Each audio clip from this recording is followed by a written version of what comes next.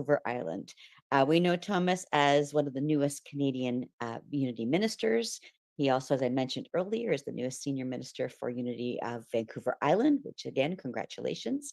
He's an accomplished musician. He has a financial background, and he brings all of his wisdom into a talk today that's called You Determine Creation. So I'm going to shut down our slides and turn it over to you, Thomas. Welcome.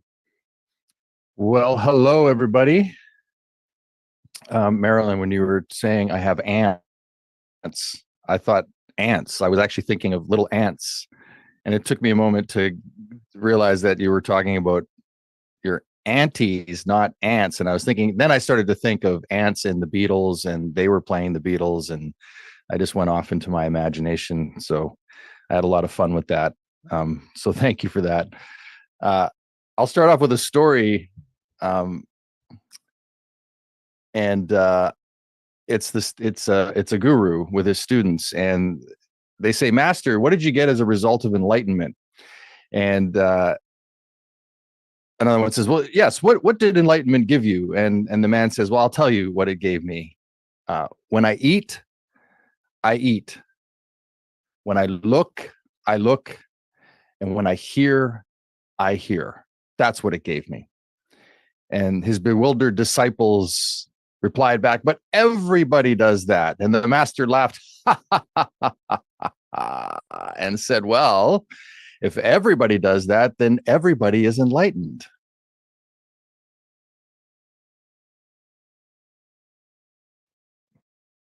But how many people actually do that is the bigger question. How many people are really present to when they're eating, when they're looking, when they're hearing, to anything that they're doing in the moment? When are they truly present to that? And it comes and goes. If you're like me, it's a fleeting sort of existence. You know, I do my best to be present. I do my best to try to stay in the moment, which I would call is true creation.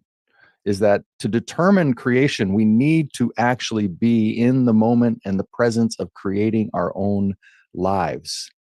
That's the gift.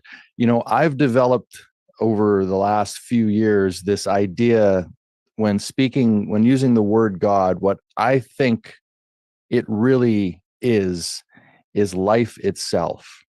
That seed of life that we each have planted within us.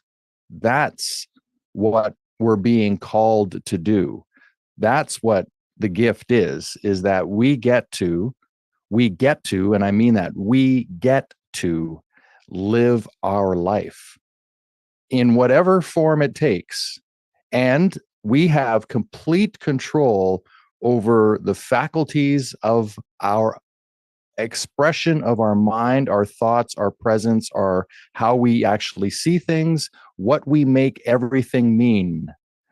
I don't know if you've ever heard this before, but we are meaning-making machines. We make meaning out of everything.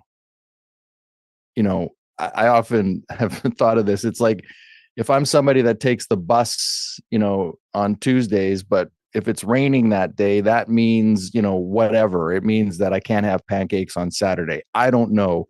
We can make it mean whatever we want. And then we fall into these cycles of belief that then become our expression of life. And I love what was brought up at the beginning. Question our answers. Not just question our answers, question everything. Question our beliefs. I don't know if you're all familiar with Sadhguru. I was listening to something from him the other day, and it has really kind of shaken my foundation in a way, because he was asked the question about raising his daughter, and he's chosen to raise his daughter out of school with no belief systems, no theories, no religion, none of that stuff, to allow her to fully absorb and then go whatever direction she wants. And he then went on to discuss that any belief system you have, you are now trapped into something. And I've been thinking about that since I think I listened to that on Monday. It has stuck with me since Monday, that even my idea of unity teachings, which I love, I mean, that's what brought me to unity. I am now even questioning not whether they're valued or not whether they're valid or not whether they work, but how much have they become a belief system within me that I can't actually see through them. And I think that's important. I think that we need to check in with ourselves often to see what's really going on. What is driving the bus? What's really at the wheel of our life as we go through the process. And all of us are at different ages and different stages of our lives, but I'll bet you we could all get together in a room and still talk about the same opportunities that we have for growth. you know I'm not good enough, I'm not smart enough, I'm not pretty enough, I'm not handsome enough, whatever it is, whatever that story is. I'll bet you we all experience that in our lives at various levels and at various times. Now, some it might be less, some it might be more often, some might have the ability to get over it really quickly. Because that's really what happens is when we're met with our own internal battles of living, it's really a question of how quickly can we overcome them. So what tools have we developed to actually move beyond that state or that way of thinking that we might have within us? And that's, again, that goes back to that question our answers. So question everything that's going on within ourselves. When I think of that, I think of Michael Singer's The Untethered Soul, and that moment in there where he actually explained it as taking a step back and observing, right? Taking a step back and observing yourself. What's really going on here within me? Because nobody can make you upset. Nobody can hurt your feelings unless you allow it to happen. Now, I might get some pushback on that, and that's okay. I'm ready for it. But in my mind, from everything I've read, from the Fillmores to Buddhist teachings to Christian teachings, the mind is what we have at our disposal to shape and frame. And we have the ability to overcome things. And we also have the ability to get trapped within them. And I think even the overcoming of something can be a trap. So the questioning is so critical when it comes to determining our very life. Dietrich Bonhoeffer said, Jesus calls us not to a new religion, but to life itself.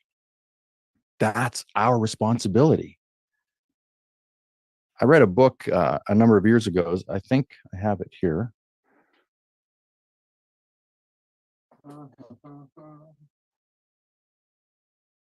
No, I don't. It's not on my shelf here. It's the three somethings. Anyhow, they have this story in there. It's not important. It's not important right now. This is important. The story. They have this story in there where they explain, somebody got up, they decided they wanted to go out and get coffee. They hop in their car, they head down the road, they get to a set of lights. It's green for them. They go through the lights. Somebody ran the red, T-bones them in the car. They end up in the hospital. They've got, some broken bones. They're going to live, but they got some broken bones, and they're basically going to be in the hospital for, 3 weeks, 4 weeks until they can be released, etc. The story goes. And then they pose the question, well, who's responsible? Who's responsible for that? Yes, somebody ran the red light and hit your car, but who put you there? Who made the choice to get in the car and drive down to get coffee? So the message they were trying to put forth was that take responsibility for your life. Be responsible. You determine everything that goes on in your life through your conscious mind, your the power of understanding that we have, the power of divine order, all of those things are within our grasp and within our thinking and our way of being. And there's a difference between being and doing. Anybody a doer? Do, gotta do, gotta do, gotta do, gotta do. Right. Doing is great. But who are you being when you're doing? That's the question that we want to answer. Who am I being in this moment? When I'm fighting and arguing with my wife, who am I being? Am I being the loving presence of openness and communication that I strive to be? Likely not. When I'm arguing with my children, am I being the source of love and kindness and empathy that I want to be? Probably not. So, who am I being in those moments? Who are you being when something is coming up that might be challenging you? And we can draw on things in our lives. When things are working, who are we being in those moments? Right? When we're loving our life, when we're in that, that joyful expression of life that we have, who are we being in those moments? Well, why don't we take that and apply it to all the other moments in our life? Okay. So your life is a mess. All right. So let's just look at that. Okay, my life's a mess. It's a mess probably because we have wrong ideas. There's nothing wrong with us or you or me. We're all great, right? We're all wonderful. We're all perfect, whole, and complete. There's nothing wrong with us. There's nothing missing. We don't need to be fixed. We're not broken. We're all great, but somewhere along the way, some wrong ideas have been put into us, sometimes from our childhood, right? What our parents may have said, what our grandparents are, what our aunties may have listened to. These things can have an impact on us. And this is why we want to dig into taking our head out of the sand, sort of, and start looking around. It's not about blaming or catching the culprit or looking for who did what or what. It's about us looking at ourselves and always being in that question, who am I being? Because transformation begins right there. As soon as we get curious about who we are, that's when transformation can begin. We have to be willing to take that step.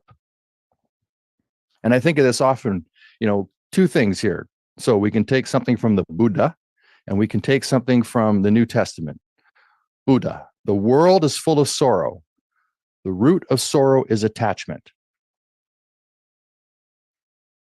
From scripture, do not conform to the pattern of this world, but be transformed by the renewing of your mind. So just from things that were written thousands of years ago, we can see that there is an understanding of the human condition that we all experience. We all get to experience that. And yet we still seem to be struggling with it. I don't know if you're like me, but my brain tends to want to always go for what's not working first. It's like we're wired to somehow look at all the things that aren't working instead of all the things that have worked up into this moment. And so it's incumbent upon each one of us to take responsibility for that. In Charles Fillmore's writings of the Revealing Word, I've taken some things here. The order of creation is from the formless to the formed, from the invisible to the visible. And this goes on perpetually. There's never a beginning or an ending to this process. So just take a look around the room you're in. I know you're on a computer, you've got, Zoom playing here. Just take a look at everything around you. All of this has been created twice. Once in the mind of somebody, and secondly, in the physical world, from the formless to the formed. And that's what we all can do with our lives. It's called the law of mind action. And it can be described in 3 steps: mind, idea, manifestation. First, there must be mind. Second, everything exists for as an idea in the mind. And third, the inherent power and intelligence in the idea causes it to act or express. We can't just sit on the sofa and think about it. It's a great place to start, but we do have to step into action.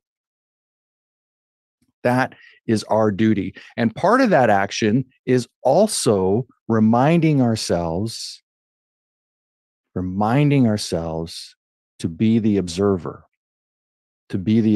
of what we're doing, how we're doing it, how we're thinking, what we're thinking, how we're showing up. We talked a little bit off the top about divine order. And so I want to share a story, because what's great is we can look in our lives too and see examples. So I'm very fortunate. I have 2 incredibly wonderful twin daughters. They just graduated high school. They just turned 18 on July 7th. And they both have aspirations to go off to college and university and do great things with their lives. And I'm very grateful. As a dad, I couldn't have asked for a better outcome than where we are right now. And I couldn't have asked for 2 better teachers in my life than my 2 daughters. They have taught me a great deal. And so one of my daughters had a scholarship to go to a university in New Jersey as a NCAA athlete, an acro tumbling athlete. A lot of her, almost 3/4 of her university was going to be paid for through scholarship. And, we had never planned that. It just kind of happened for us. This was an amazing opportunity that showed up last summer. And then in the fall, we interviewed with 12 different universities. We went and visited 3. She chose one, in November, she signed the documentation and made her commitment to that university. And then in late May, she woke up to an email saying that the coach was no longer with the program and the program has been cut and her scholarship is gone. So this was just, 7-8 weeks ago. And it's, there's no recruiting going on right now. There's like all of the scholarship money has been pretty much laid out for the season, and she has no school to go to. And of course there were tears. And so my wife and I were thinking, we weren't that crazy about the university she chose, but she chose it and it's the one she wanted to go to. And so in a way, I was kind of like, oh, this is great. There's a new opportunity here, right? That's what I'm thinking. So speaking to my daughter, I'm like, hey, you know what? It's going to all work out. Don't worry about it. It's going to be fine. This will all get sorted out somehow. Well, this is how it got sorted out. 2 hours later, she jumped back onto Instagram where all of these other coaches had reached out to her and began planting the seed with other schools and coaches that she was now available. Like, I am now available to come to your school. She had 10 coaches reach out with interest. And it turns out now she is signed with in Michigan to go to Calvin University in Grand Rapids, Michigan, with the same amount of scholarship she was offered before. In my opinion, a way better school with a way better coach. And what I mean by that is the other coach was brand new. It was her first year coaching. She was young, nice person. But, when I looked at her Instagram profile, I was like, I don't know if that's really the best thing for my daughter, but I'll just let her live her life. This coach is in her 8th year of coaching. She was everything that she did this whole time. And speaking with Tatum was concerned for what she had just experienced, that how hard that must have been for her to get that email.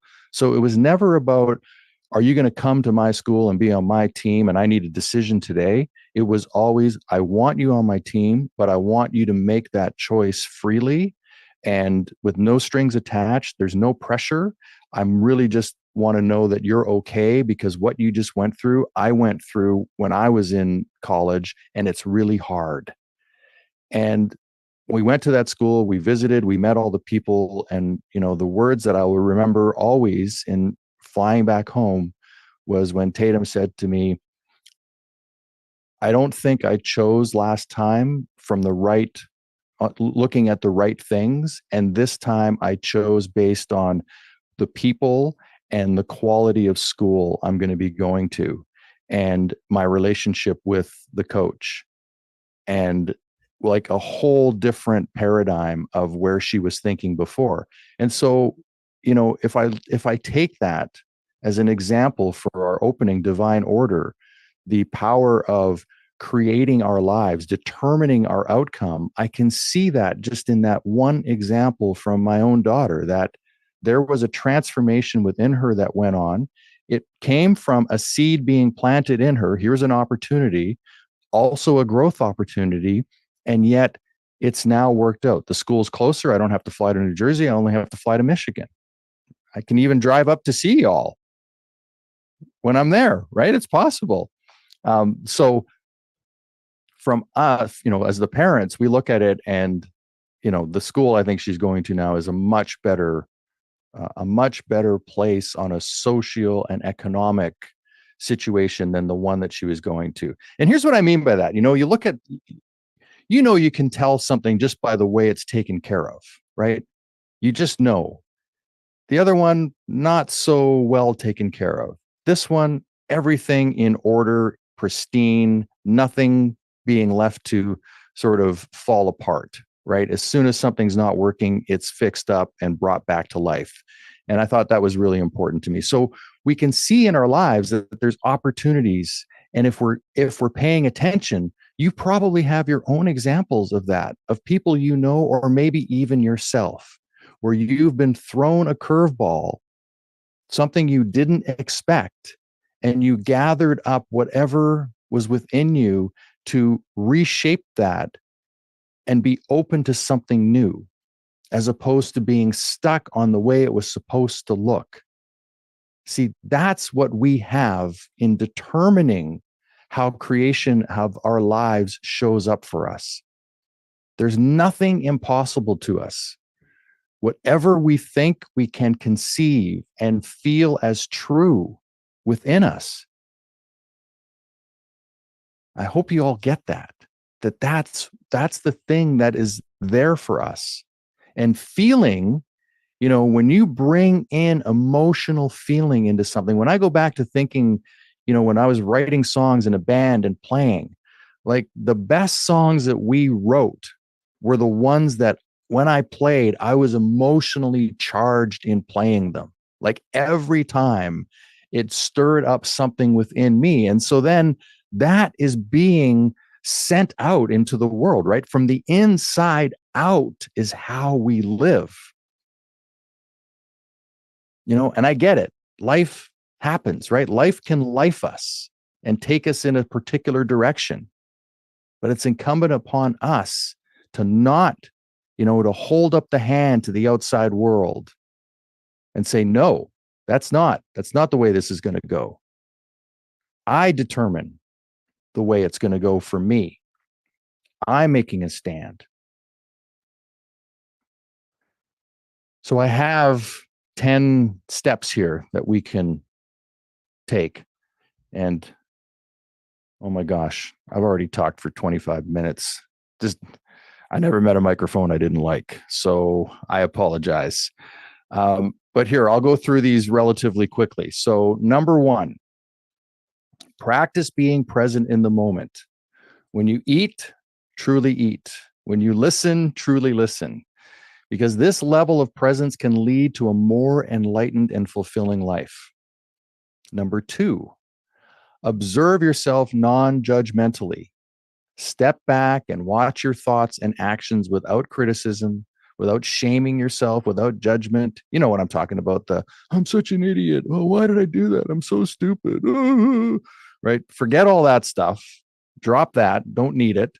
Just look from a non-judgmental observation, because this can help you break free from automatic behaviors and programming. Come to your senses. Use your physical senses to ground yourself in the present moment and experience reality more fully. So you know what that's like. You're out at the water's edge, or you're in the forest or something, and you just stop and breathe and feel all that and look around, and you engage your senses to bring yourself into the present moment. Recognize that you have a choice in how you respond to life is number 4. Even when life presents challenges, you can choose how to show up and react. So recognize that, know it. Tell yourself this every day. Create a mantra. I have the choice. The choice is mine on how to live. Let yourself know that. Become, you know, it's the positive reinforcement within ourselves, the mantras that we say to ourselves. Those are the things that become our new way of being. So we have that ability to do that. We can retrain our subconscious, which then becomes part of our conscious thinking. Let go of attachments. The root of sorrow is often our attachment to things, ideas, or outcomes. Practice releasing these attachments for greater peace. Let go. Or as they would say, let go and let God. Well, let go and let life. Number 6, nurture your inner seed of life. Well, we all have this seed. How we care for it determines our personal growth and the life we create. And there's certain ways we can do that. We can nurture ourselves by eating good, getting good sleep, making sure that we're taking care of ourselves first. I know there's a lot of people out there, they love doing things for other people, and I do too. And then there comes a point where you need, in the airplane, it's always, put the mask on yourself first. Why? So that you can serve more. So we need to make sure that we're nurturing our inner seed of life. Seek awareness rather than trying to force inner silence. True silence and peace will naturally arise from increased awareness. Okay, so what that means is to be able to sit in the moment and be completely aware of exactly where you are, exactly what's going on within you, and allow that to become your meditation. Be completely aware. The silence will come. It might take some practice. That's why they call it a practice. We never master it. We keep practicing it to get deeper and deeper. Embrace vulnerability and honest communication. Sharing your truth can lead to better self-understanding and deeper connections with others. So for me, for example, this is my way of sharing my truth with people. And here's what happens is as soon as something comes out of my mouth, I can hear it and I'm like, ooh, I maybe didn't want to put it that way. Or it's like, hey, that was exactly the way I wanted to put it. Right. But when we speak, we hear ourselves and we actually can form our ideas and really crystallize them to a point where we're getting our message out, we're being heard. And not only that, we are confident in our truth. I've done almost 280 live talks on Insight Timer now, since 2020. That has been the greatest training ground for me to practice this, talking to a camera. I'm looking down and I'm seeing your faces at the same time, but really it's a one-way conversation right now. It's hard. And on Insight Timer, there is only one speaker. There's no talking back. It's only text messaging. So it's a great practice when you are speaking your truth and hearing how it comes out. Number 8, embrace vulnerability and honest. Oh, sorry, I already said that. Number 9, practice gratitude for your life experiences, both positive and challenging. Say yes to your life as it is while still working towards growth and change.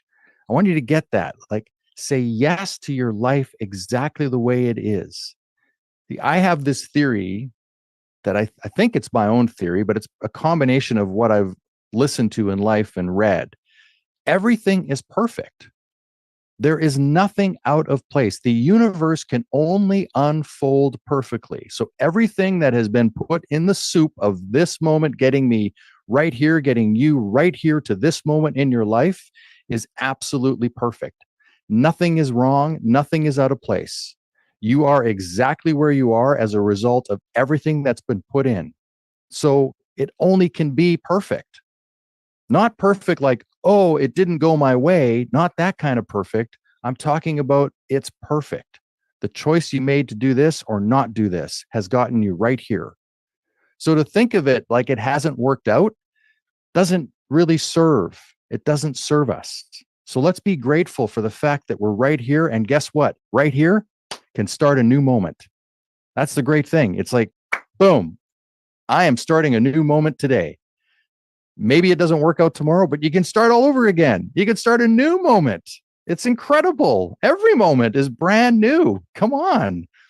And number 10, regularly engage in practices like meditation and prayer to deepen your connection with yourself and life itself. That's what we have the ability to do. And we need to remind ourselves of this, and we need to work at it. It doesn't just show up naturally. It's something we need to engage with. If and that's only if we want to have a certain style of life. That's it. You don't have to do any of this. Like, you might just be completely happy with the way your life is and you're not doing any of this stuff, and that's great. That's absolutely perfect. But if there is a harboring for suffering within you that you want to get rid of, that you no longer want to experience, there are ways to do it. And that is incumbent upon us to take on, not anybody else.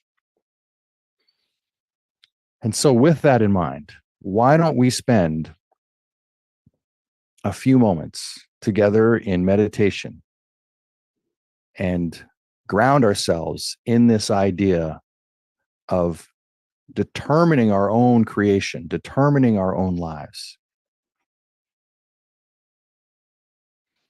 And so I invite you to be right where you are and to allow yourself to maybe close your eyes, focus into your breath, become comfortable in the place you are. And as you breathe in, I want you to think of this, that the idea here with this breath work we're going to do is to breathe in for maybe a count of 4 or 5. You can count it out like 1, 2, 3, 4, 5. Hold for 2 counts and then let go for 7 so that our exhale is longer than our inhale. And so, why might we do that?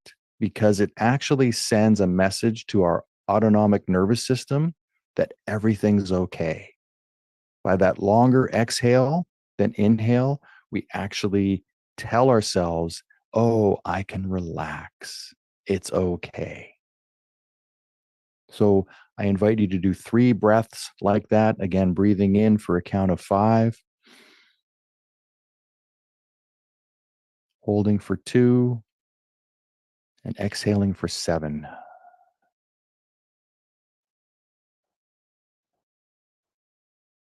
And then another breath.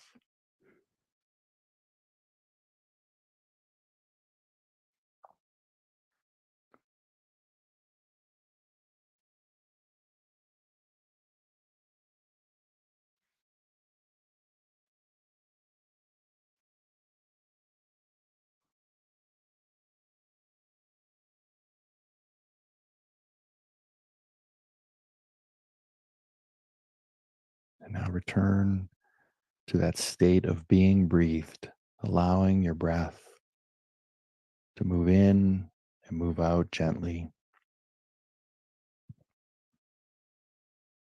What you might call your normal breath.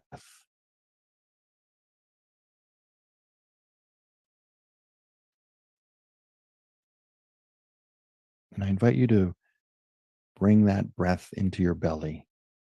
Maybe breathing through your nose makes that a little easier. And place one hand on your belly and allow the rise and fall of your belly, to feel that.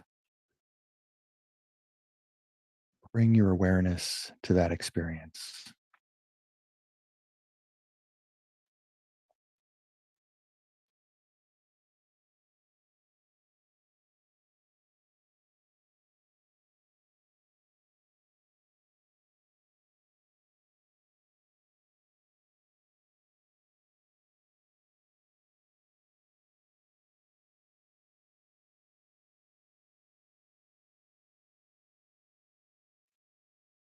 Continue with that breathing, and then with your other hand, bring that up to your heart space and just place it gently on your heart space.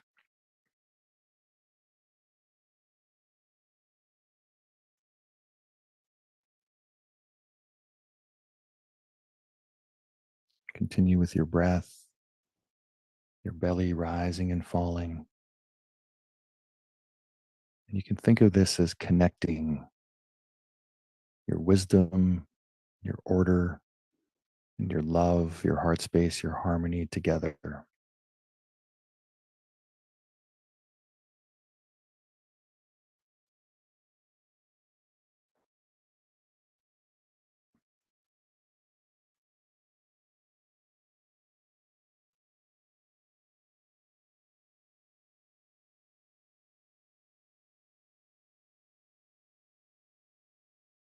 And as you continue to relax, I invite you to silently repeat to yourself,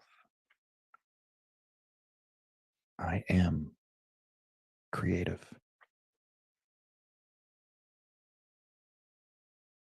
I am creation.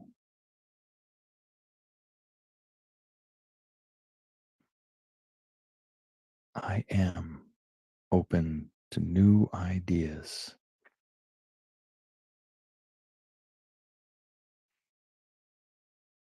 I am open to new experiences.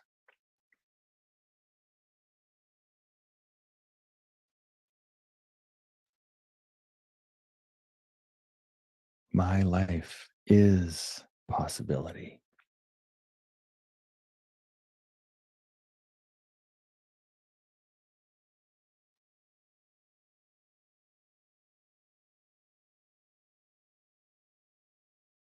My creativity is abundant.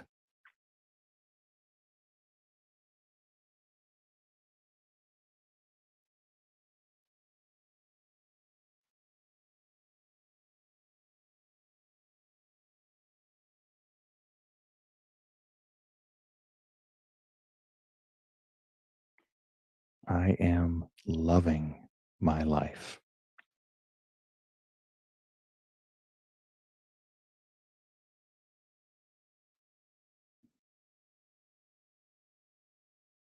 We'll just spend a few moments in silence, and I'll let you know when it's time to come back.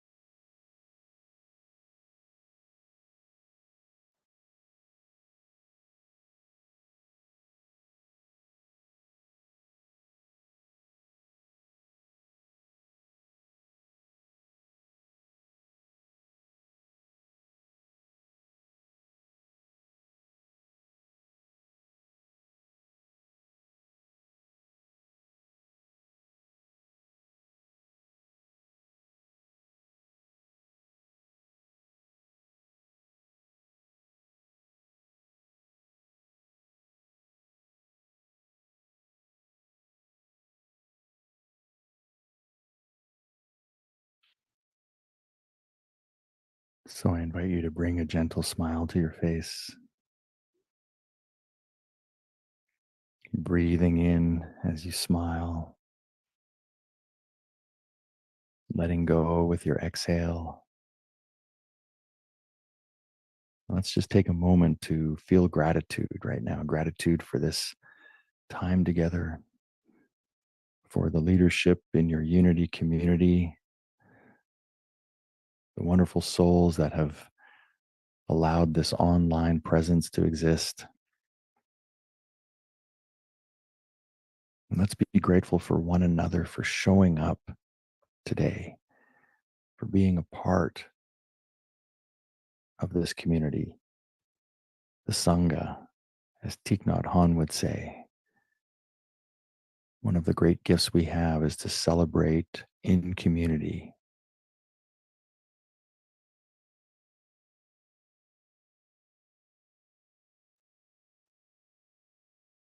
And as you're ready, you can let your hands down, maybe move your fingers, and on an inhale, open your eyes and come back to this space. Namaste. Thank you for being here.